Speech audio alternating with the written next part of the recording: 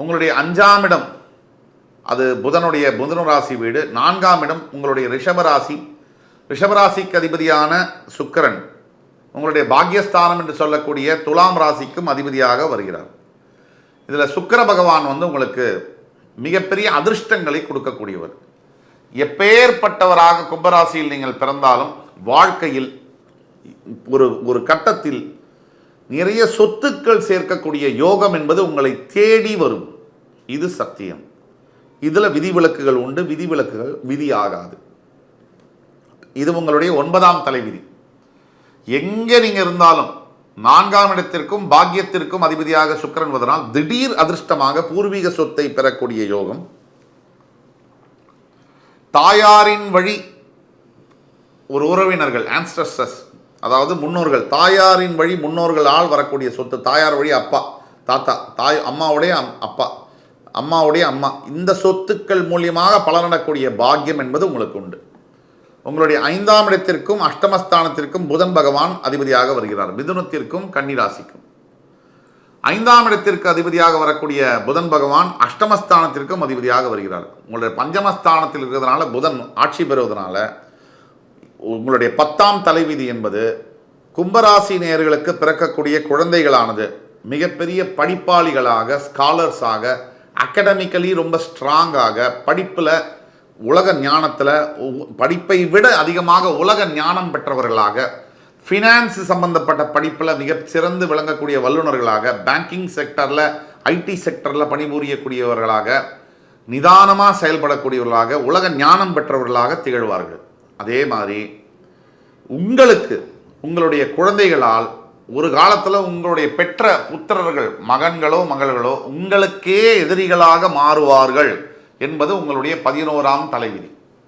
நீங்கள் பெற்ற குழந்தைகள் நல்லா இருப்பாங்க, ஆனால் ஒரு ஸ்டேஜில் நீங்கள் ரிட்டையர்மெண்ட் ஆகும்போது உங்களுக்கே அவர்கள் எதிரிகளாக மாறுவார்கள் என்பது தலைவிதி. இது எல்லோருக்கும் அல்ல, 90% கும்பராசினியர்களுக்கு இது மாதிரி இருக்கும். அடுத்தது 12ஆம் தலைவிதி. உங்களுடைய 6ஆம் இடத்திற்கு சந்திர பகவான் அதிபதியாக வருவதனால உங்களுக்கு அம்மா, பல கும்பராசினியர்களுக்கு தாயாருடைய உடல் நிலையில் கவனம் தேவை. இது உங்களுடைய தலைவிதி. தாயாருக்கு ஏதாவது உடல் நலக்குறைவு உங்களை பெற்று எடுத்ததுக்கு அப்புறமா, டெலிவரி ஆனதுக்கு அப்புறமா உடல் சம்பந்தப்பட்ட பிரச்சனைகள் தாயாருக்கு வரக்கூடிய வாய்ப்புகள் என்பது உங்களுடைய தலைவிதி. அடுத்தது 12ஆம் தலைவிதி. உங்களுடைய 7ஆம் இடத்திற்கு சிம்மராசிக்கு அதிபதியாக சூரிய பகவான் வருவதனால் 195% கும்பராசினியர்களுக்கு சரியான வாழ்க்கை துணை என்பது அமைவதில்லை. மிகப்பெரிய பிரச்சனைகளாக இருக்கு. மனைவி சரியில்லை, கணவன் சரியில்லை, மனைவியினுடைய தாக்கம் என்பது அதிகமாக இருக்கு, ஆக்ரோஷமாக இருக்கு, கணவருடைய பிஹேவியர் என்பது ஒத்துக்கொள்ள முடியாத அளவில் இருக்கு. இது துரதிருஷ்டவசமானது. ஆனால் இது உங்களுடைய 12ஆம் தலைவிதி. அடுத்தபடியாக உங்களுடைய 8ஆம் இடத்திற்கு அதிபதியாக புதன் வருவதை பற்றி பேசினோம். 9ஆம் இடம் சுக்கிரன், அதாவது துலாம் ராசிக்கு அதிபதி. 10ஆம் இடம் செவ்வாய், 11ஆம் வீடு குரு பகவான், 12ஆம் வீடு உங்கள் ராசிக்கே அதிபதி. இதெல்லாம் நாம் பேசணும்.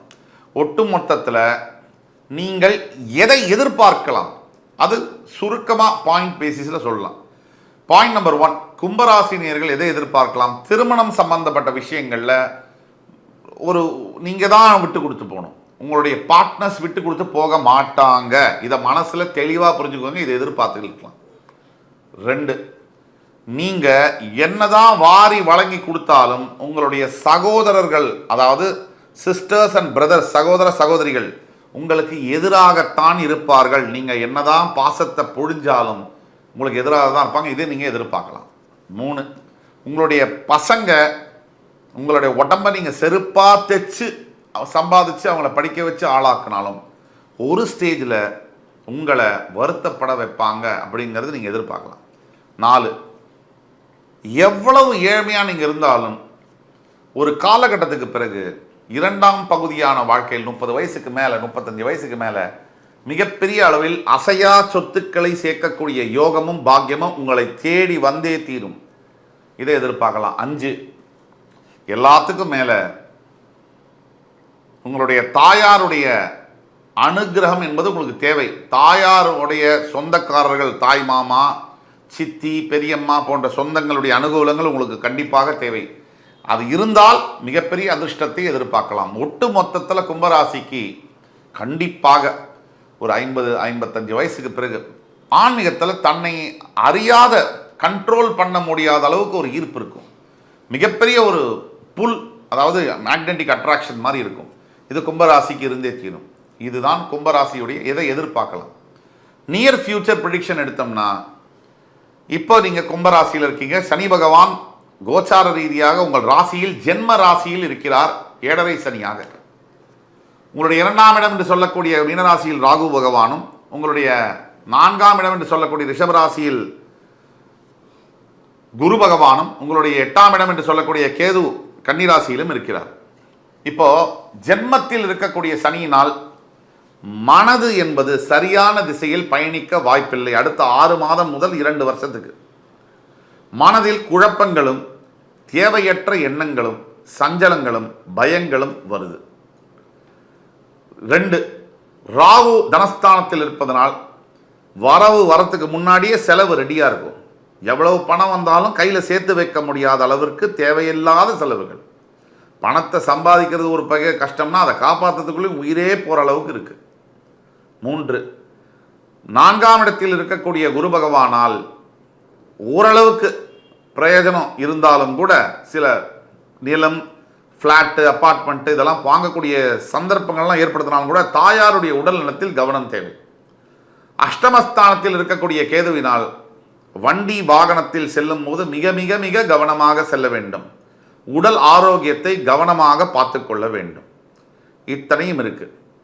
இப்போ எதை நீங்கள் எதிர்பார்க்கலாம்? நியர் ஃபியூச்சர் ப்ரெடிக்ஷன்ஸ் என்னன்னு பார்த்தோம். ரெமெடிஸ்ன்னு நம்ம பார்த்தோம்னா, கும்பராசிக்கு முதல் ரெமெடி சனீஸ்வர பகவான் ஒவ்வொரு சனிக்கிழமையும் ஞாயிற்றுக்கிழமையும் சிவ ஆலயங்களுக்கு சென்று, அதுவும் பிரதோஷம்னு வச்சுங்க, சனி பிரதோஷம் இல்லை ஒரு ஞாயிற்றுக்கிழமையில் பிரதோஷம் வருதுன்னா அன்னைக்கு கண்டிப்பாக சிவனுக்கு வில்வ மாலை சாத்தி அவர் கோவிலில் சென்று அபிஷேகம் செய்து தர்ம காரியங்கள், தானங்கள், உணவு தானம், உடை தானம் அளிப்பது போன்ற ஒவ்வொரு சக்திக்கேற்ப, உங்கள் சக்திக்கேற்ப தான தர்மங்கள் செய்யும் பொழுது மிகப்பெரிய அளவில் உங்களுக்கு நன்மைகள் உண்டாகும். 2வது ரெமெடி என்னன்னு பார்த்தோம்னா, அனாதை குழந்தைகளுக்கும் வயதான முதியவர்களாக இருக்கக்கூடிய அனாதைகளுக்கும் உணவளிப்பது, உடையளிப்பது போன்ற விஷயங்களை தத்து எடுப்பது. அவர்களை குழந்தைய ஆன்லைனில் கூட தத்து எடுக்கலாம். பெரியவங்களை தத்தெடுத்து அவங்கள கூட நீங்கள் வளர்க்கலாம். வீட்டில் வச்சு தான் வளர்க்கணுங்கிறதுல ஸ்பான்சர் பண்ணலாம். அப்படி பண்ணும்போது மிகப்பெரிய அளவில் மாற்றங்கள் தெரியும்.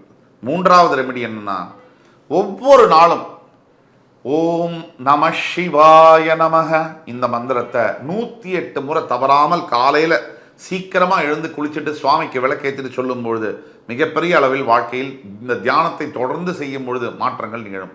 4வது ரெமெடி, உங்கள் அருகாமையில் இருக்கக்கூடிய ஆலயங்களில் இருக்கக்கூடிய பசு மாட்டிற்கு அகத்திக்கீரை செவ்வாய் மற்றும் சனிக்கிழமைகளில் கொடுக்கும் பொழுது வாழ்க்கையில் மிகப்பெரிய மாற்றங்கள் நிகழும். 5வது ரெமெடி, நீங்கள் உங்கள் குலதெய்வம் கோவிலுக்கு வருஷம் ஒரு முறையாவது நீங்கள் அவசியம் ஃபாரின்ல இருந்தாலும் இந்தியாவில் இருந்தாலும் போய் வரணும். இந்த ரெமெடிஸ் எல்லாம் நீங்கள் செய்யணும். ஆக என் அருமைமிக்க கும்பராசி நேயர்களே, இந்த வீடியோ உங்களுக்கு கண்டிப்பாக பிடிச்சிருக்கும்னு நம்புகிறோம், பயனுள்ளதாக இருக்கும்னு நம்புகிறோம். அடுத்து வரும் காணொலியில் மறுபடியும் உங்கள் எல்லோரையும் இன்னும் பல அரிய தகவல்களுடன், சுவாரஸ்யமான தகவல்களுடன் சந்திக்கும் வரை உங்களிடமிருந்து விடைபெறுவது உங்கள் சுபாஷ் பாலகிருஷ்ணன். நன்றி, வணக்கம், வாழ்க வளமுடன்.